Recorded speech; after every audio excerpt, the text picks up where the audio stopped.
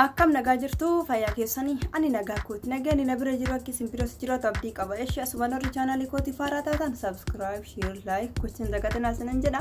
kan turtan immoo like gochuudhaan na jajjabeessu hin dagatiin asinan jecha itti yaaddanii yookaan itti mootuyyuu asaabdanii beektan yaanni akkanaa hoo isiniif dhufee beeka yeroo baay'ee yoo gaddineetiin hin jennu yaa rabbii kiyyaa maaluma si godheetiin hin jedhee ana kan kana maranaa miiteetiin hin jettuufi maalumaaf narraa fudhattee waan san jenne jechuudha innaa dammoo yoo rabbiin waan tokkos nurraa fudhateetiin hin jedhee yaa rabbii kiyya maaliif kana narraa fudhatteetiin hin jettee anummaan maalumaaf kana ta'eetiin hin jedhee yaa rabbii maaluma macarashaan kan koo jenna hin mararra jechuudha bakka hin dhukkubsanna waa baay'ee taana maaliif waan takka itti dhammisaniif qofa achirraan immoo kan lammataan ta'edha achirraan immoo kan sadaffaan ta'edha yaa rabbii kiyya maal si godhee jetta halkanii guyyaa boo'icha ta'a jireenyi kan kee jechuudha. Innaa dammoo kan lammataa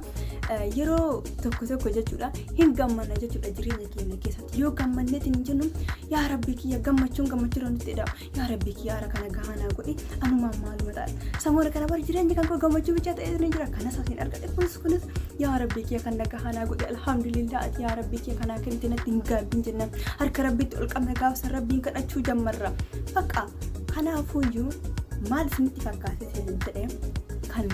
yoo gammanni gammachuudhaan nu eda'amtuu fi hin dagatin ati alhamdulillah jechaa jirta yeroo maraa akka rabbii kan keetii galata galchiteetti jechuudha kanaafuu rabbiin immoo si gammachiisa yeroo maraa nama gammadeetiin hin jettu nama kan qabutti gammadu rabbiin ni gammachiisa jechuudha garuu ati kan gadditeetiin hin jettu yoo wanta akkasirraa rabbii fudhateetiin hin jedhe yoo wanta si qunnameetiin jedhe kan gadditu jechuudha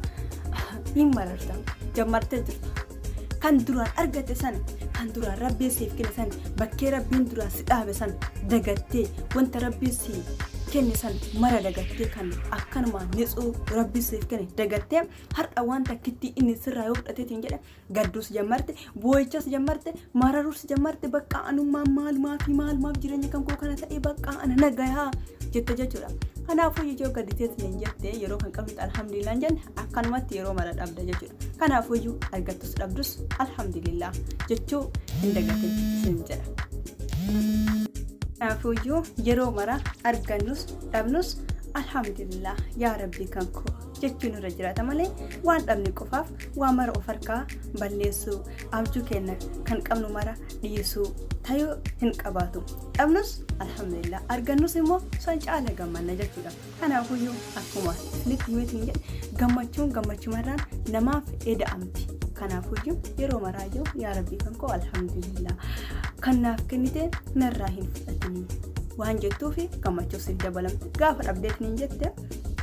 ati yeroo maraayyuu waan marartuuf maaliif akkana ta'e jettee waan mara dagattee ati abjuun kan keessa wanti martuu rakkina qofa waan faarsituufi rakkinni asirra dabalama. Kanaafuu akka yeroo mara gammachuun jiraatte yoo barbaaddeetiin jette alhamdulillah yaa rabbii kan koo jechuu hin dagatiin kaasan jedha kuni akka kootti kursa kan kootti namatti fayyadamu rabbiin nu haa godhisin jecha